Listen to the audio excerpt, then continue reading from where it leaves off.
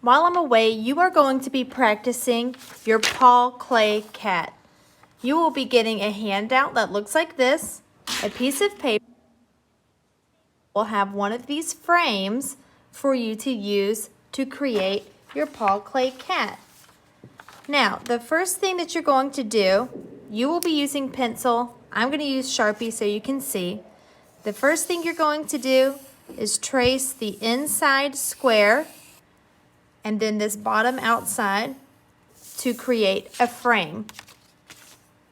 You'll want to draw lines that go up from the edge of that box and over from the edge of that box to create two small squares in each corner, and down from that edge and over, down and over.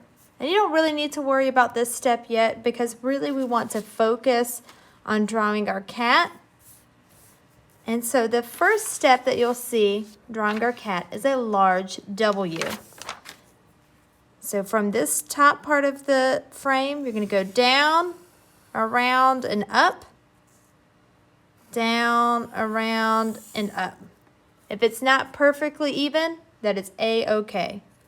From this point on the W, his nose is a heart. His nose is a heart. And from here, you're going to draw a diagonal line. You can draw a dot here first, diagonal line, and another diagonal line, creating a tall, skinny triangle for the top of his nose. You'll want to make his mouth. So at the bottom of that W, you're going to put a U. And then from each side of the bottom of the W, you're going to draw lines for his neck going to the bottom of the frame. Going to the bottom of the frame. So now you should have a W, two lines for the neck, a U for the mouth, a heart for the nose, and a tall triangle for the bridge of the nose. Okay? Starting from that dot from the top of your triangle, you are going to draw a rainbow curved line from the dot to the edge of the face, and then another rainbow curved line from the dot to the edge of the face. This is the top of his eyes. His eyes are going to be long ovals.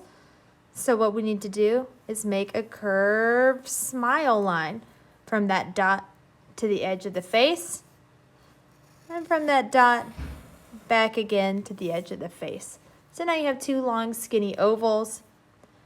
On the inside, you're going to fill them with rounded ovals.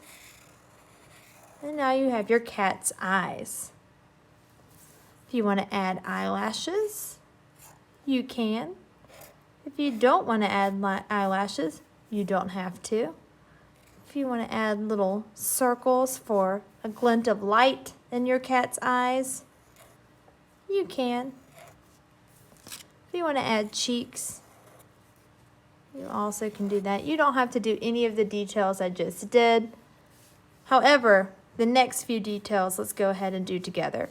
So let's draw where the ears would be. So from that dot again, draw a curved line to the frame and another curved line to the frame.